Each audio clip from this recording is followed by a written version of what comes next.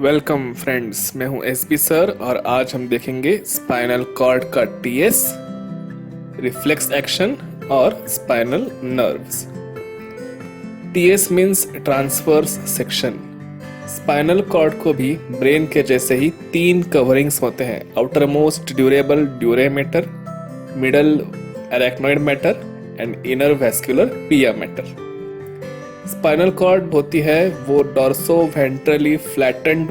इस डायग्राम को आप ध्यान से देखोगे तो वो राइट और लेफ्ट साइड को थोड़ा एक्सपांड हुई और अपर और लोअर साइड को, एक्चुअली जो अपर है वो बॉडी की बैक साइड है और इस डायग्राम में जो लोअर है वो बॉडी की फ्रंट साइड है। यानी ऐसा इमेजिन करो कि आपके सामने कोई पर्सन पेट के बल सोया हुआ है और उसकी स्पाइनल कॉर्ड आपको कैसे दिखेगी, वो ये डायग्राम में बताया हुआ है। Posterior median feature spinal cord को इनकम्प्लीटली राइट और लेफ्ट पार्ट में डिवाइड कर रही है, वही कंटिन्यू हो रही है in the form of posterior median septum. यानी जहां पे राइट और लेफ्ट डीमार्केशन क्लियरली दिख रहे हैं वो हो जाएगा फीचर पार्ट, और जहां पे बस एक लाइन के जैसे सिर्फ गैप आगे आगे कंटिन्यू हो रही है उसको हम बोलेंगे सेप्टम। उसी के जैसे ये डॉटेड लाइन से मैं दिखा रहा हूं वो है एंटेरियर या फिर ventral median feature. Spinal cord के सेंटर में हमें butterfly shape H shaped grey matter दिख रहा है और उसके आसपास हमें व्हाइट मैटर दिख रहा है। तो ये ग्रे मैटर स्पाइनल कॉर्ड के अंदर जब आएगा तो उसका जो वेंट्रल साइड में निकलने वाली ब्रांचेस हैं उनको बोलेंगे हम वेंट्रल हॉर्न, और वही कंटिन्यू होंगी स्पाइनल कॉर्ड के बाहर निकलेंगी तो उनको हम बोलेंगे वेंट्रल रूट। उसी हिसाब से ऊपर की तरफ यानी पोस्टेरियर बैक साइड में, आई रिपीट, ये डायग्राम ऐसे एज्यूम करना है कि आपके सामने कोई पर्सन पेट के बल सोया हुआ है और उसकी स्पाइनल कॉर्ड आपको दिख रही है। तो उस हिसाब से ये जो है वो डॉर्सल या फिर पोस्टेरियर हॉर्न हो जाएंगे और उनके कंटिन्यूएशन वो डॉर्सल रूट्स होंगे। डॉर्सल रूट को मैं एरो से दिखा नहीं रहा अभी। सेंट्रली ये गैप दिख रहा है वो है सेंट्रल कैनल, वो है 4th वेंट्रिकल के आगे। यही कैनल में से सेरेब्रोस्पाइनल फ्लूइड फ्लो होता है। इस सेंट्रल कैनल को अंदर से एपेंडाइमा सेल्स भी अटैच्ड रहते हैं। ये साइड में दिख रहा है उसको हम बोलते हैं लैटरल हॉर्न। इसका खुद का कोई सेपरेट ब्रांचेस नहीं होते।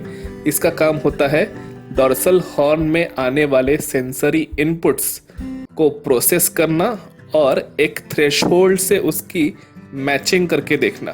तो हम धूप में घूमते फिरते हैं तो वो भी हीट है, लेकिन फिर वहां पे रिफ्लेक्स एक्शन क्यों नहीं दिखती? क्योंकि धूप में भले ही हीट हो लेकिन उसकी इंटेंसिटी जलती हुई चीज की जितनी नहीं होती है।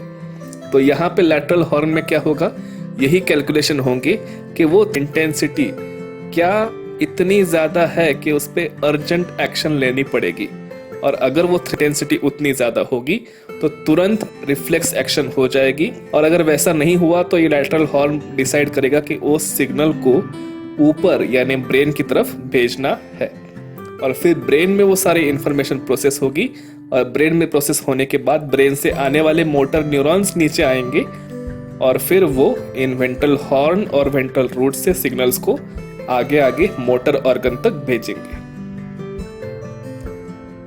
तो वही हम भी देखेंगे transmission of a spinal reflex. तो ये आया स्टिमुलस और वो आगे जा रहा आपको दिख रहा है। ये देखिए, that is how a reflex action is carried out. ये ब्रेन तक अगर गया तो इसमें फ्यू सेकंड्स टाइम लगेगा। अभी यहाँ हम आपको एक साइड के ही डायग्राम्स दिखा रहे हैं, बिल्कुल वैसे ही रिफ्लेक्स एक्शन दोनों साइड में हो सकती है, यानी राइट साइड में भी और लेफ्ट साइड में भी। अभी हम देखेंगे कि स्पाइनल नर्व कैसी होती है। अगर हम स्पाइनल नर्व को देखेंगे, राइट टू लेफ्ट आते हैं तो सबसे राइट साइड को हमको 2 ब्रांचेस दिख रही हैं। फिर थोड़ा सा लेफ्ट को आए तो हमको यहाँ पे एक गोला लटका हुआ दिख रहा है। फिर थोड़ा सा और लेफ्ट को आए तो हमको 2 ब्रांचेस दिख रही हैं, और उनमें डॉर्सल साइड को हमको एक गोला भी दिख रहा है। तो ये जो गोला है वो है डॉर्सल रूट गैंग्लियन।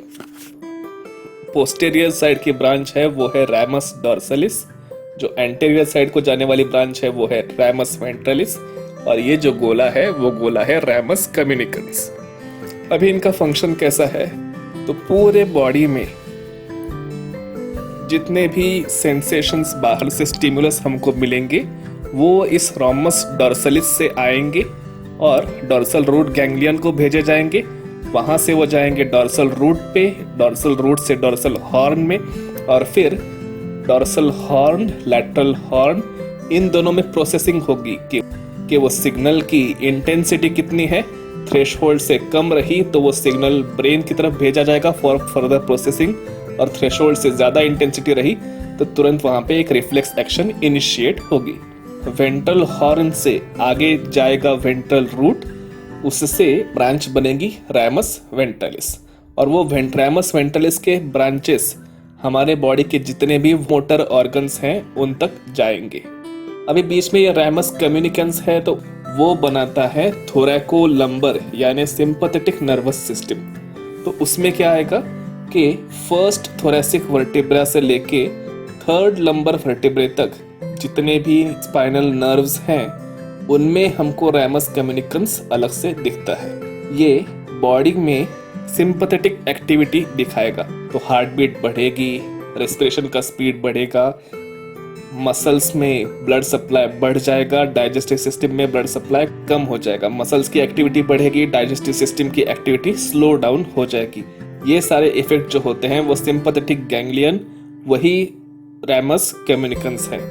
अब ये मैंने आपको एक साइड का दिखाया, वैसे ही दूसरे साइड में भी होता है। So there are a pair of each sympathetic ganglion या फिर रैमस कम्युनिकेंस। तो बॉडी में टोटल स्पाइनल नर्व्स कितने हैं? सर्वाइकल नेक रीजन में 7 वर्टिब्रे है, पहले वर्टिब्रे के ऊपर एक, और फिर 7 में से हर एक सर्वाइकल वर्टिब्रे के नीचे से, ऐसे टोटल 8 सर्वाइकल स्पाइनल नर्व्स हैं।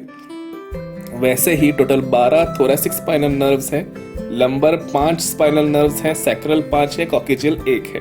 इनकी टोटल हम करते हैं तो 31 स्पाइनल नर्व्स हो जाती है।